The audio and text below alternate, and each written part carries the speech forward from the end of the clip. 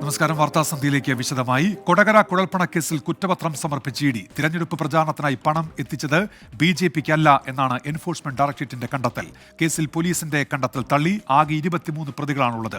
Kaloor PMLA കോടതിയിലാണ് ED കുറ്റപത്രം സമർപ്പിച്ചത്. എന്നാൽ ഇഡി തന്നെ മൊഴിയെടുക്കാൻ വിളിച്ചിട്ടില്ലെന്ന് കേസിൽ 24ലൂടെ നിർണായക വെളിപ്പെടുത്തൽ നടത്തിയ തിരൂർ സതീഷ് പറഞ്ഞു. ഇഡി ഇതെങ്ങനെയാണ് എന്നെ ഞാനൊരു സാക്ഷിയാണ് ആ കൊടകര കുഴൽപ്പണ കേസിൽ. എന്നെ ഇതുവരെ ഇഡി ബന്ധപ്പെട്ടിട്ടില്ല.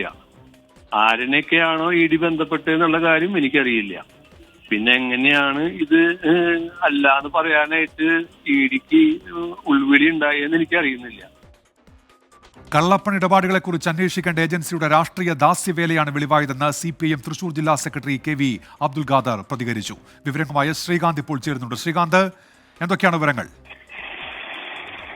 നിലവിൽ ഈ കേസുമായി ബന്ധപ്പെട്ട് കുറ്റപത്രം സമർപ്പിച്ചിരിക്കുന്നു എൻഫോഴ്സ്മെന്റ് ഡയറക്ടറേറ്റ്. അതിൽ കൊടകരയിലെ കവർച്ചയുമായി ബന്ധപ്പെട്ട കുറ്റപത്രമാണ്. കവർച്ചയ്ക്ക് ശേഷം ആ കവർച്ച ചെയ്ത പണം വെളുപ്പിച്ചതുമായി ബന്ധപ്പെട്ട കുറ്റപത്രമാണ് സമർപ്പിച്ചിട്ടുള്ളത്. അതിനു മുൻപ് ഈ പണം എവിടെ നിന്നും വന്നു, ആർക്ക് വേണ്ടി വന്നു എന്ന് തുടങ്ങിയ കാര്യങ്ങളിൽ അന്വേഷണം പോയിട്ടില്ല. അതിൽ BJPക്ക് വന്ന പണമാണ് എന്ന പോലീസിന്റെ കണ്ടെത്തൽ തള്ളിക്കളയുന്നു എൻഫോഴ്സ്മെന്റ് ഡയറക്ടറേറ്റ്. നേരത്തെ ഈ കേസിലെ ധർമ്മരാജനെ ചോദ്യം ചെയ്തപ്പോൾ തന്റെ ബിസിനസ് ആവശ്യങ്ങൾക്ക് കൊണ്ടുവന്ന പണമാണെന്നും അതിന്റെ രേഖകളുണ്ടെന്നും ധർമ്മരാജൻ ഇഡിയോട് പറഞ്ഞിരുന്നു. ആ രേഖകൾ ധർമ്മരാജൻ ഇഡിക്ക് മുൻപാകെ ഹാജരാക്കിയിരുന്നു. അതിന്റെ അടിസ്ഥാനത്തിൽ അയാൾക്ക് നഷ്ടപ്പെട്ട പണം, അത് കവർച്ച ചെയ്യപ്പെട്ട പണം, അത് വെളുപ്പിച്ച ആളുകൾ അവരെ പ്രതി ചേർത്താണ് ഇപ്പോൾ കുറ്റപത്രം സമർപ്പിച്ചിട്ടുള്ളത്. 23 പേരാണ് ഈ കേസിലെ പ്രതികൾ. കലൂരിലെ PMLA കോടതിയിലാണ് കുറ്റപത്രം സമർപ്പിച്ചത്. നേരത്തെ BJPയുടെ സംസ്ഥാന അധ്യക്ഷൻ K. സുരേന്ദ്രൻ അടക്കം ആരോപണ വിധേയനായ കേസാണ് ഇത്. പക്ഷേ ഏറ്റവും ഒടുവിൽ ഇപ്പോൾ BJP നേതാക്കൾക്കെതിരെ യാതൊരു തരത്തിലുള്ള പരാമർശവും കുറ്റപത്രത്തിൽ ഇല്ല.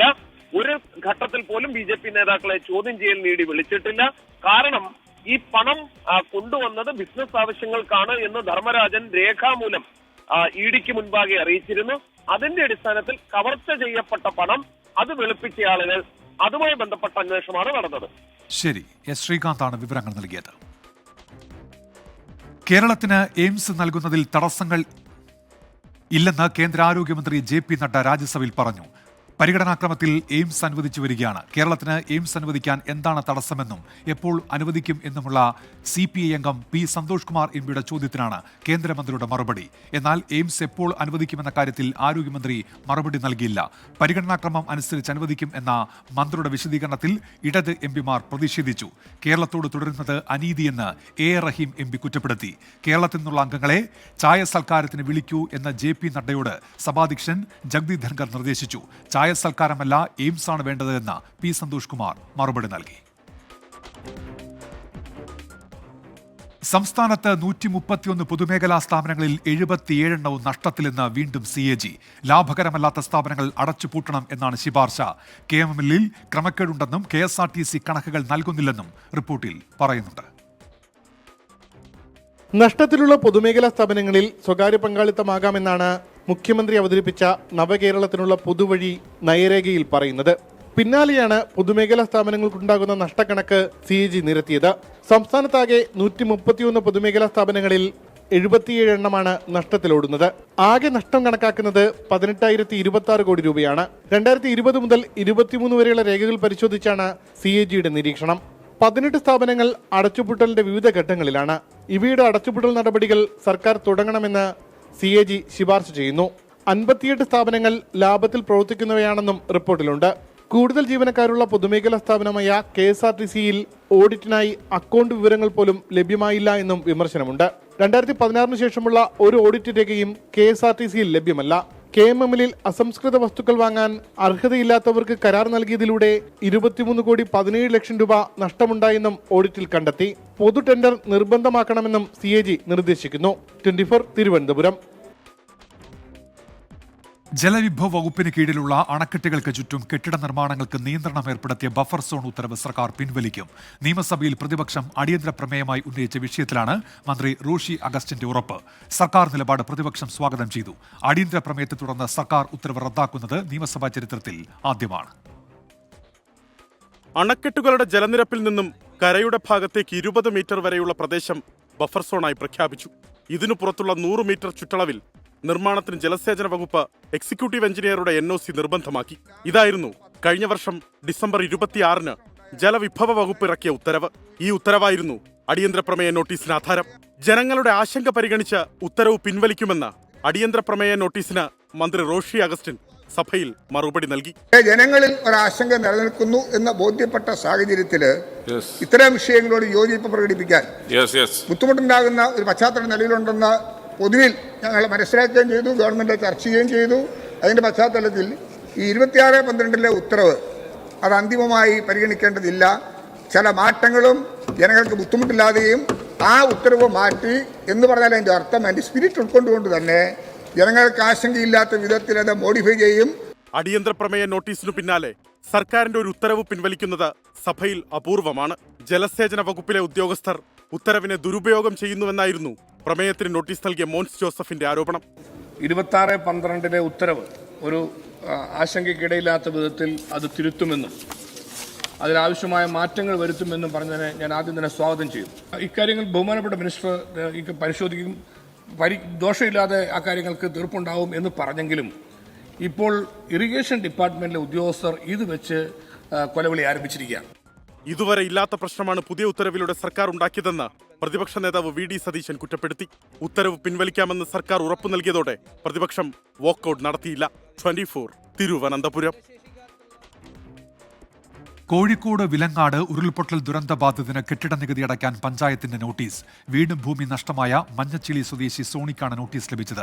സംഭവം പരിശോധിക്കുമെന്ന് പഞ്ചായത്ത് അധികൃതർ അറിയിച്ചു.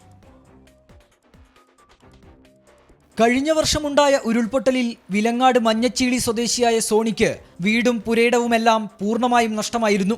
പിന്നാലെ വാടക വീട്ടിലായിരുന്നു താമസം. ദുരന്തബാധിതർക്കുള്ള 15 ലക്ഷത്തിന്റെ സർക്കാർ സഹായം ലഭിക്കുന്ന 21 അംഗ പട്ടികയിൽ സോണിയും ഉൾപ്പെട്ടിരുന്നു.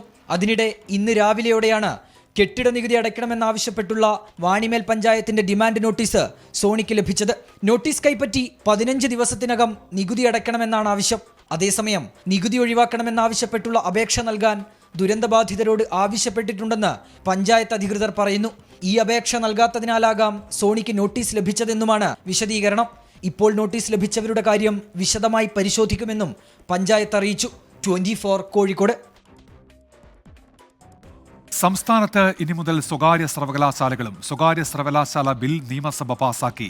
സ്വകാര്യ സർവകലാശാലകളിൽ സാമൂഹിക നീതിയും നിയന്ത്രണവും ഉറപ്പാക്കുമെന്ന് ഉന്നത വിദ്യാഭ്യാസ മന്ത്രി ഡോക്ടർ ആർ ബിന്ദു പറഞ്ഞു.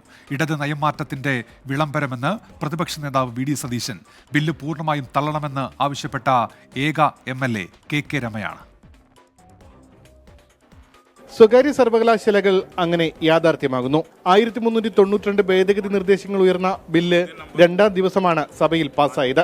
ആഗോളതലത്തിലുള്ള മത്സരാധിഷ്ഠിത സമൂഹത്തിൽ പിടിച്ചു നിൽക്കാൻ കഴിയുന്ന വിധത്തിൽ കേരളീയ സമൂഹത്തെ രൂപപ്പെടുത്തിയെടുക്കുക എന്നുള്ളത് തന്നെയാണ്. ഒരു വൈജ്ഞാനിക സമൂഹം എന്ന ദിശയിലേക്ക് അതിവേഗം നീങ്ങുക എന്നുള്ളത് തന്നെയാണ് ലക്ഷ്യം. അതിനാവശ്യമായ നിലയിലാണ് ഈ സ്വകാര്യ സർവകലാശാല ബില്ല് അവതരിപ്പിച്ചിട്ടുള്ളത്. നിയമപരമായ നിയന്ത്രണങ്ങളും സാമൂഹ്യനീതിയും ഉറപ്പാക്കുമെന്ന് പറയുമ്പോഴും പിന്നാക്ക വിഭാഗങ്ങൾക്ക് ഫീസ് ഇളവെന്ന പ്രതിപക്ഷ ആവശ്യം അംഗീകരിക്കപ്പെട്ടില്ല. ബില്ലിലെ വ്യവസ്ഥകളെ എതിർക്കുമ്പോഴും സ്വകാര്യ സർവകലാശാല വരുന്നതിനെ പ്രതിപക്ഷം അനുകൂലിക്കുന്നു. പബ്ലിക് യൂണിവേഴ്സിറ്റികളിലും അഫിലിയേറ്റ് ചെയ്തിരിക്കുന്ന ക്യാമ്പസുകളിലും ഉണ്ടാകാൻ പോകുന്നത് എന്താണ് എന്ന് പഠിച്ചിട്ട് വേണം അത് ചെയ്യാനെന്നാണ് ഞങ്ങളുടെ നിർദ്ദേശം. ഞങ്ങൾക്ക് അതല്ലേ പറയാൻ പറ്റുള്ളൂ. ഹൗസിൽ നിങ്ങൾക്ക് ഭൂരിപക്ഷത്തോടെ നിങ്ങൾ പാസ്സാക്കുക. ഞങ്ങൾ ഇൻ പ്രിൻസിപ്പിൾ അതിനെ എതിർക്കുന്നില്ല. ബില്ല് പൂർണ്ണമായി തള്ളണമെന്ന KK രവിയുടെ ആവശ്യം സഭയിൽ വേറിട്ട ശബ്ദമായി. പണമുള്ളവൻ പഠിക്കുക എന്ന ദാരിദ്ര്യത്തിലേക്ക് ഇടതുപക്ഷം ഇങ്ങനെ ഒരു ബില്ല് കൊണ്ടുവരുന്നത് തീർച്ചയായിട്ടും ഈ ബില്ല് എതിർക്കുകയാണ്. ഈ ബില്ല് പിൻവലിക്കണമെന്ന് ആവശ്യപ്പെടുക. അതേസമയം ബില്ലിനെതിരെ ഇടത് വിദ്യാർത്ഥി സംഘടന AISF സെക്രട്ടേറിയറ്റിലേക്ക് മാർച്ച് നടത്തി.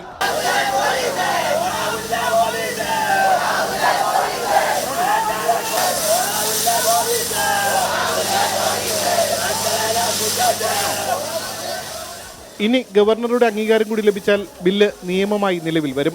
24 തിരുവനന്തപുരം. UDF ഭരിക്കുന്ന തദ്ദേശ സ്ഥാപനങ്ങളിൽ ആശാ വർക്കേഴ്സിന് ഇൻസെന്റീവ് വർദ്ധിപ്പിക്കും. കോൺഗ്രസ് ഭരണമുള്ള തദ്ദേശ സ്ഥാപന അധ്യക്ഷന്മാർക്ക് ഇത് സംബന്ധിച്ച് KPCC സർക്കുലർ നൽകും. ആശാ വർക്കേഴ്സിന്റെ സമരത്തെ പിന്തുണയ്ക്കില്ലെന്നും സെക്രട്ടറിന് മുന്നിലെ സമരം സെൽഫി പോയിന്റെന്നും INTUC സംസ്ഥാന നേതൃത്വം. UDF ഭരിക്കുന്ന തദ്ദേശ സ്ഥാപനങ്ങളിൽ ബജറ്റിലൂടെ ആശാ വർക്കേഴ്സിന് ഇൻസെന്റീവ് വർദ്ധിപ്പിക്കാനാണ് തീരുമാനം. കുറഞ്ഞത് 1000 രൂപയെങ്കിലും വർദ്ധിപ്പിക്കും. തദ്ദേശ സ്ഥാപനങ്ങളിൽ കമ്മിറ്റി കൂടിയാവും നയപരമായ തീരുമാനമെടുക്കുക. കൊല്ലം തൊടിയൂർ ഗ്രാമപഞ്ചായത്തിൽ ഇതിനായി പണം അനുവദിച്ചു.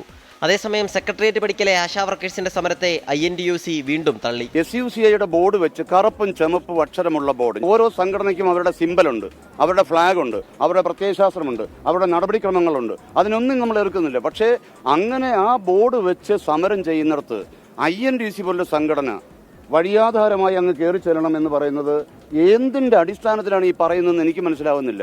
ആശാസമരം നടത്തുന്ന ട്രേഡ് യൂണിയൻ SUCIയുടേതല്ലെന്ന് സംസ്ഥാന സെക്രട്ടറി ജെയ്സൺ ജോസഫ്. SUCI ജനകീയ സമരങ്ങളിലും തൊഴിലാളി പ്രക്ഷോഭങ്ങളിലും ഇടപെടുന്നത് ഒരു തരത്തിലുമുള്ള സങ്കുചിത രാഷ്ട്രീയ താല്പര്യങ്ങൾ വെച്ചുകൊണ്ടല്ല. SUCIയുടെ സമരമല്ല, ആ സമരം നയിക്കുന്നത് ഒരു സ്വതന്ത്ര ട്രേഡ് യൂണിയനാണ്, Kerala Asha health work association എന്ന് പറയും. അതിൽ കോൺഗ്രസ്സുകാരുണ്ട്, അതിൽ CPMകാരുണ്ട്. ഒരുപക്ഷെ CPMകാരായിട്ടുള്ള ആളുകളാണ്, CPM കുടുംബങ്ങളിൽ നിന്നിട്ടുള്ള ആളുകളാണ് ആശാ ഹെൽത്ത് വർക്ക് അസോസിയേഷനിലെ മെമ്പർമാരിൽ വലിയൊരു പങ്ക്. അതിൽ BJPക്കാരുണ്ട്. കേരള പ്രദേശ് ആശാ വർക്കേഴ്സ് കോൺഗ്രസ് ആരോഗ്യമന്ത്രിയുടെ വീട്ടിലേക്ക് മാർച്ച് നടത്തി. സമരക്കാർ ചോദിക്കുന്നത് വലിയ തുകയെന്നും കൊടുക്കാൻ കഴിയില്ലെന്നും തൊഴിൽ മന്ത്രി V ശിവൻകുട്ടി. ഇത് വലിയ തുകയല്ലേ ചോദിക്കുന്നത്, എങ്ങനെ കൊടുക്കാൻ പറ്റും കേരളത്തിൻ്റെ അന്തരീക്ഷം അനുസരിച്ച്? ഇപ്പോൾ ഈ സ്കീം വർക്കേഴ്സിനൊക്കെ ഏറ്റവും കൂടുതൽ കാശ് കിട്ടുന്ന സംസ്ഥാനം കേരളമാണ്. മറ്റൊരു സംസ്ഥാനത്തും ഇത്രയും വലിയ ഇത് കൊടുക്കുന്നില്ല. കേന്ദ്ര ഗവൺമെൻറ് ഇക്കാര്യത്തിൽ തീരുമാനം എടുക്കട്ടെ. സെക്രട്ടേറിയറ്റ് പടിക്കലെ ആശാ വർക്കേഴ്സിന്റെ രാപ്പകൽ സമരം ഇന്ന് 44-ാം ദിവസവും നിരാഹാര സമരം 6-ാം ദിവസവുമാണ്. ആരോഗ്യനില മോശമായതിനെ തുടർന്ന് ആശാ വർക്കർ ശോഭ M-നെ ആശുപത്രിയിലേക്ക് മാറ്റി. പകരം ശൈലജ S സമരം ഏറ്റെടുത്തു. സമരപ്പന്തലിലെത്തിയ നടൻ സന്തോഷ് പണ്ഡിറ്റ് 50,000 രൂപ സംഭാവന ചെയ്തു. 24 തിരുവനന്തപുരം. യാക്കോബായ സഭയ്ക്ക് പുതിയ ഇടയൻ.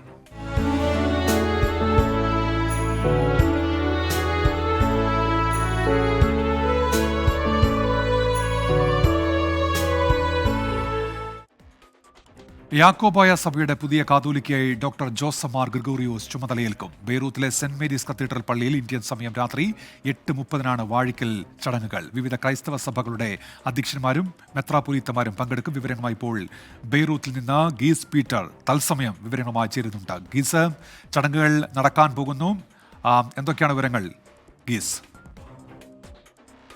ഉന്മേഷ്, യാക്കോബായ സഭയെ സംബന്ധിച്ചിടത്തോളം പുതിയ കാതോലിക്കയെ വരവേൽക്കാൻ വിശ്വാസി സമൂഹവും സഭാ നേതൃത്വങ്ങളും ഒരുങ്ങിക്കഴിഞ്ഞു.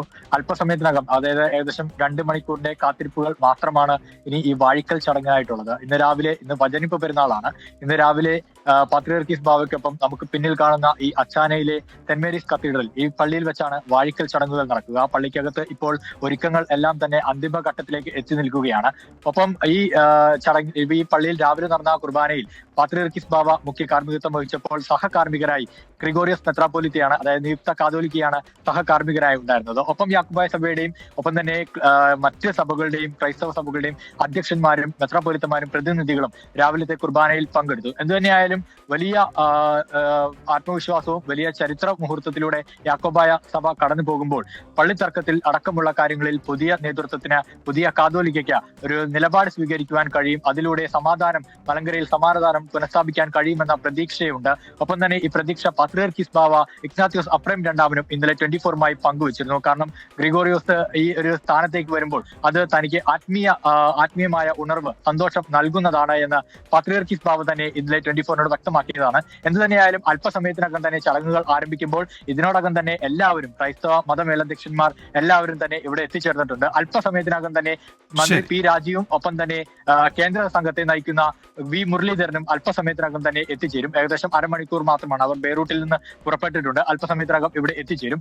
എന്തായാലും സഭയെ സംബന്ധിച്ചിടത്തോളം വളരെ നിർണായകമായ ഒരു ദിവസമാണ്. ഈ വിശിഷ്ട അതിഥിയായി ഈ ചടങ്ങിൽ പങ്കെടുക്കുവാൻ വേണ്ടി ലെബനൻ പ്രസിഡന്റ് എത്തിച്ചേരുമെന്നാണ് അറിയുവാനായിട്ട് സാധിക്കുന്നത്. അദ്ദേഹത്തിന് വരാൻ കഴിഞ്ഞില്ല എങ്കിൽ നമുക്കറിയാം ആഭ്യന്തര കലഹം രൂക്ഷമാവുകയാണ്. ഇസ്രായേലിന്റെ ആക്രമണം ഒരിടത്ത് നടക്കുന്നുണ്ട്. അത് അതിർത്തി മേഖലകൾ കലുഷിതമാണ്. അതുകൊണ്ട് തന്നെ ഒരുപക്ഷെ പ്രസിഡന്റിന് എത്തിച്ചേരാൻ കഴിഞ്ഞില്ലെങ്കിൽ മന്ത്രിസഭയിലെ ഏതെങ്കിലും പ്രതിനിധികൾ ഈ ചടങ്ങിൽ വിശിഷ്ടാതിഥിയായി എത്തുമെന്നാണ് അറിയിക്കുന്നത്.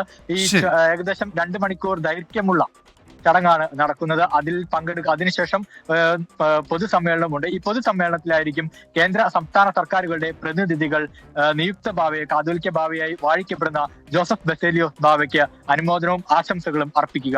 ശരി, ഗീസ് പീറ്ററാണ് ഇപ്പോൾ ബെയ്റൂത്തിൽ നിന്ന് തത്സമയം ചേർന്ന വിവരങ്ങൾ നൽകിയത്. അക്രമത്തിനും ലഹരിക്കുമെതിരെ 24ന്റെ ജനകീയ പ്രതിരോധ യാത്ര തുടരുന്നു. ജനഹൃദയങ്ങൾ കീഴടക്കി SKN40.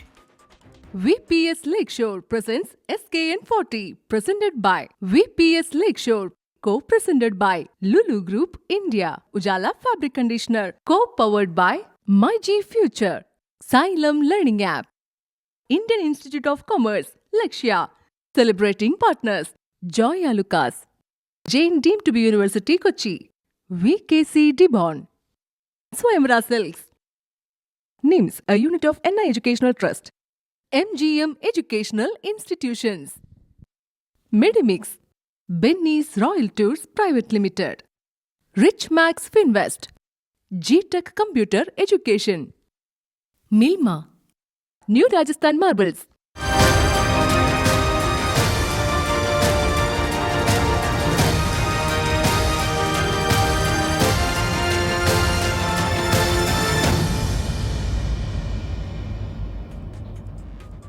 SKN40 കേരള യാത്രയുടെ കോട്ടയം ജില്ലാ പര്യടനം പുരോഗമിക്കുകയാണ്. വൈക്കത്ത് നിന്ന് ആരംഭിച്ച യാത്ര ജില്ലയുടെ വിവിധ കേന്ദ്രങ്ങളിൽ സന്ദർശനം നടത്തി. ചങ്ങനാശ്ശേരിയിലാണ് ഇന്നത്തെ സമാപനം.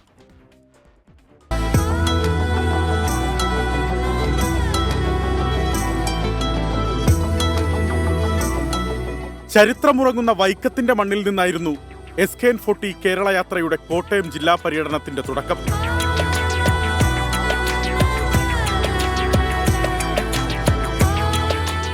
വൈക്കം ബോട്ട് ജെട്ടിയിൽ നഗരസഭാ ചെയർപേഴ്സൺ പ്രീത ജയൻ, വിവിധ സ്കൂൾ വിദ്യാർത്ഥികൾ, നാട്ടുകാർ തുടങ്ങി വൻ ജനാവലി യാത്രയെ സ്വീകരിച്ചു. വാർഡ് തലത്തിൽ ബോധവൽക്കരണം ആദ്യം മാതാപിതാക്കൾക്ക് ഉൾപ്പെടെ നമ്മൾ ബോധവൽക്കരണ ക്ലാസുകൾ നടത്തുന്നുണ്ട്. അതുകൊണ്ട് സ്കൂളുകളിൽ ശക്തമായിട്ട് ഇടപെടുന്നുണ്ട് എല്ലാ കാര്യത്തിനും. സ്കൂളുകളിൽ ടീച്ചേഴ്സിനോടും അതുപോലെ സ്കൂളുകളോടും ചേർന്ന് മുനിസിപ്പാലിറ്റിയും കൂടെ ചേർന്ന് ക്ലാസുകളും മറ്റും വെക്കുന്നുണ്ട്.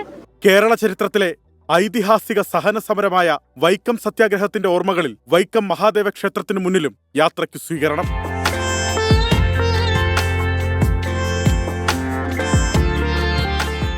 വൈക്കം ചീപ്പുങ്കലിലും വലിയമടയിലും ഹൗസ് ബോട്ടിലൂടെ പര്യടനം. ലഹരിക്കെതിരായ പ്രതിജ്ഞ ഉറക്കെ പറഞ്ഞ് കടുത്തുരുത്തി സെന്റ് മൈക്കിൾ സ്കൂളിലും കേരള യാത്രയെത്തി. എന്റെ കേരളം എനിക്കെന്നും അഭിമാനം. സമൂഹത്തിലെ ദുഷ്പ്രവണതകൾ എന്നെ ആശങ്കപ്പെടുത്തുന്നു. അന്യ സംസ്ഥാനത്ത് നിന്ന് ഇതൊരു അച്ചുതണ്ട് പോലെ പ്രവർത്തിച്ച് അച്ചുതണ്ട് നിയന്ത്രിക്കുന്ന ഏറ്റവും വലിയ സംഘടന ശക്തികളുടെ താഴിയിൽ നമുക്ക് അറുത്തു വീഴ്ത്തണം.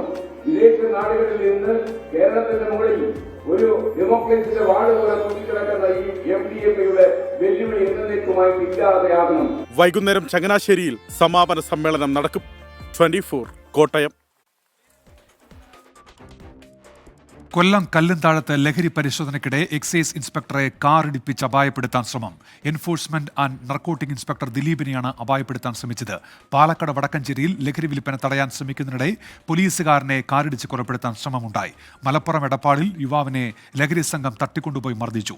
സംസ്ഥാനത്ത് ഇന്നും ലഹരി മരുന്നുകളുമായി 10 പേർ പിടിയിലായി.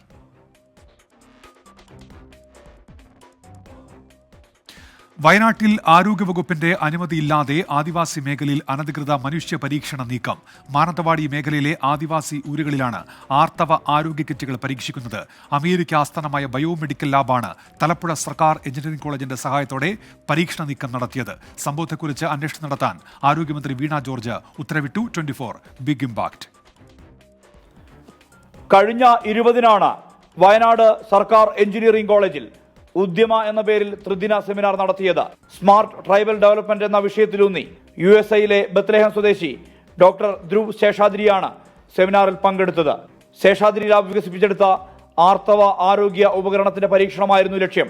വിരലിൽ അണിയാവുന്ന ഉപകരണം വിദ്യാർത്ഥികൾ അടക്കമുള്ളവർക്ക് കൈമാറി. ആർത്തവ ചക്രം സംബന്ധിച്ച വിവരശേഖരണമാണ് പരീക്ഷണം കൊണ്ട് ഉദ്ദേശിക്കുന്നത് എന്നാണ് വിവരം. ഇതിനുശേഷം മാനന്തവാടി മേഖലയിലെ അഗ്രഹാരം ഉന്നതിയിലും ആദിവാസികളെ ഉൾപ്പെടുത്തിയുള്ള യോഗം വിളിച്ചു ചേർത്തു. ഇവർക്ക് തുടർച്ചയായി ഉപയോഗിക്കാൻ ഉതകുന്ന വിധത്തിലുള്ള സാനിറ്ററി നാപ്കിനുകളടക്കം വിതരണം ചെയ്തിട്ടുണ്ട്. മാനന്തവാടി TO അടക്കമാണ് ആ പരിപാടിയിൽ പങ്കെടുത്തത്.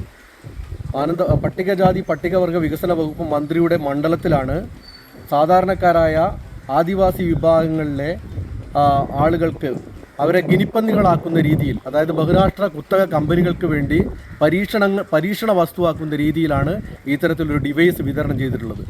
സെമിനാർ സംഘടിപ്പിക്കാൻ അനുമതി തേടി പട്ടികവർഗ വകുപ്പിന് എഞ്ചിനീയറിംഗ് കോളേജ് അപേക്ഷ നൽകിയിരുന്നു. എന്നാൽ ആരോഗ്യവകുപ്പിന്റെ അനുമതി ഇതിന് വേണമെന്ന് നിർദ്ദേശം നൽകി. തുടർന്ന് DMOക്ക് അപേക്ഷ നൽകിയെങ്കിലും അനുമതി നൽകിയില്ല. എന്നിട്ടും സെമിനാർ സംഘടിപ്പിച്ചു. ആദിവാസി ഊരുകളിലും അമേരിക്കൻ സംഘമെത്തി. 24 വാർത്തയ്ക്ക് പിന്നാലെ ആരോഗ്യമന്ത്രി വീണ ജോർജ് അന്വേഷണത്തിന് നിർദ്ദേശം നൽകിയിട്ടുണ്ട്. DMOയുമായിട്ട് ഞാൻ സംസാരിച്ചിട്ടുണ്ട്. എനിക്ക് ലഭ്യമായ വിവരങ്ങൾ ഞാൻ DMOയായിട്ട് പങ്കുവച്ചിട്ടുണ്ട്. ഇത് നമ്മളുടെ ഡിപ്പാർട്ട്മെന്റിൽ തന്നെ അത് പരിഹരിക്കാൻ കഴിഞ്ഞില്ലെങ്കിൽ ഔട്ട്സൈഡ് ഏജൻസി എന്ന് പറഞ്ഞു കഴിഞ്ഞാൽ നമ്മളുടെ ഡിപ്പാർട്ട്മെന്റ് പുറത്തുള്ള അന്വേഷണ ഏജൻസികളുടെ അടുത്തേക്കും നമ്മൾ ഈ വിവരം കൊടുക്കാനായിട്ട് തീരുമാനിച്ചിട്ടുണ്ട്. ആരോഗ്യവകുപ്പ് ഡയറക്ടർക്കും വനിതാ ശിശുക്ഷേമ ഡയറക്ടർക്കുമാണ് അന്വേഷണത്തിന് നിർദ്ദേശം നൽകിയിട്ടുള്ളത്. ആദിവാസി ഉന്നതികളിൽ നടത്തിയ ആരോഗ്യ പരീക്ഷണം വളരെ ഗൗരവകരമായാണ് സർക്കാർ എടുത്തിരിക്കുന്നത്. ആരോഗ്യവകുപ്പിന്റെ അന്വേഷണത്തിൽ ഇക്കാര്യത്തിൽ വ്യക്തത ഉണ്ടാകുമെന്നാണ് പ്രതീക്ഷിക്കുന്നത്. സുർജിത് അയ്യപ്പത്ത്, 24 വയനാട്. ഇനി ഇന്നത്തെ സ്വർണ്ണവില. ഇന്നത്തെ സ്വർണ്ണനിരക്ക് സമർപ്പിക്കുന്നത് സ്പർശ ഗോൾഡ് ആൻഡ് ഡയമണ്ട്സ്. ഡിജിറ്റലാകൂ ഇനി സ്പർശയോടൊപ്പം.